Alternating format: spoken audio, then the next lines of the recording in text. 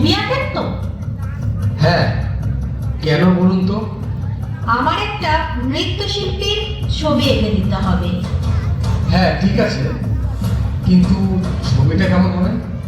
যে শিল্পী চোখ দেখলে মনে হবে পুরনো ভালোবাসা না পাওয়ার আক্ষেপ, যার মুখের স্নিগ্ধতা মুগ্ধ করবে সবাইকে, যার মাথার কেশ হবে আকাশে কালো মেঘের মতো। কি পারবেন তো? হ্যাঁ, চেষ্টা করে দেখতে পারি। চেষ্টা নয়, করে দিতেই হবে। আসছে তাহলে। এমন ছবি কোথায় পাবো? কিন্তু মেয়েটা কে ছিল, আর আমার ঠিকানাটা পেলই বা কোথায়? যাই হোক, কোথায় যাব বুঝতেই তো পারছি না। ও হ্যাঁ, মনে পড়েছে, অভি বলছিল পুরনো রাজমহলের কথা। ওখানে নাকি একজন ভালো নৃত্যশিল্পী ছিলেন। এক কাজ করি, ওখানে গিয়ে দেখি।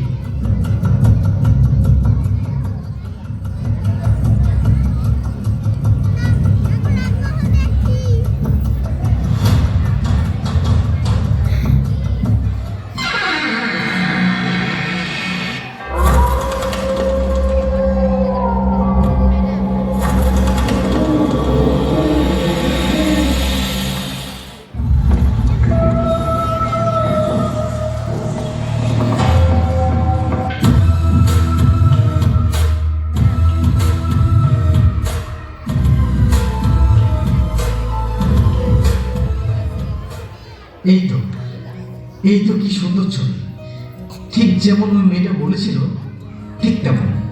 এক কাজ করি, এটা দেখে আমি ছবিটা এঁকে নিই। কি হলো? মনে হলো যেন ছবিটা নড়ে উঠলো। না না, হয়তো মনের ভুল হবে।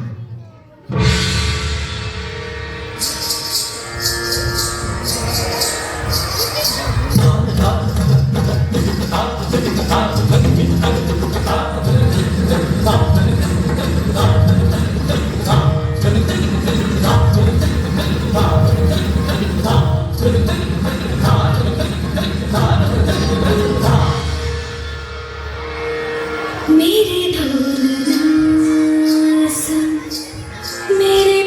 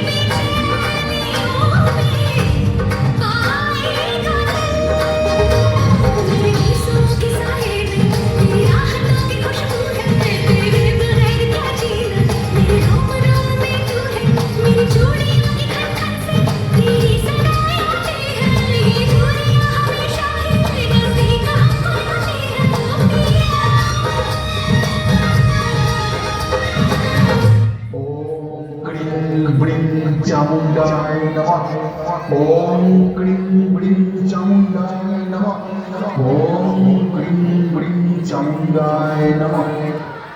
বাবা, আমার সাথে এসব কি হচ্ছে? আমি তো কিছুই বুঝতে পারছি না। ও তোর পিছু ছাড়বে না, তোর মধ্যে ও খুঁজে পেয়েছে ওর পুরনো প্রেমকে। ও চায় তোর মৃত্যুর মধ্যে দিয়ে ওর পুরনো ইচ্ছেটাকে পূরণ করতে। তুই নাচের ছলে আমার কাছে ওকে নিয়ে আয়, বাকিটা আমি সামলে নেব। ঠিক আছে বাবা, আপনি যেমনটা বললেন আমি ঠিক তেমনটাই করবো।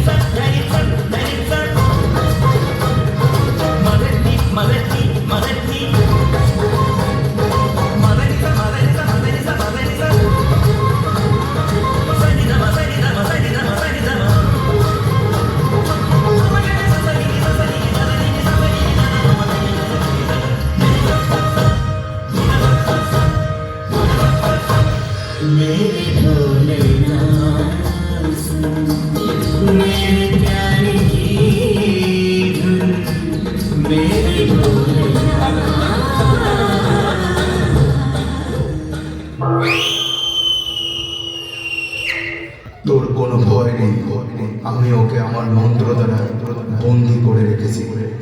ও সারা জীবন এখানেই বন্দি হয়ে থাকবে। তুই নির্ভয়ে আমার সাথে যেতে পারিস।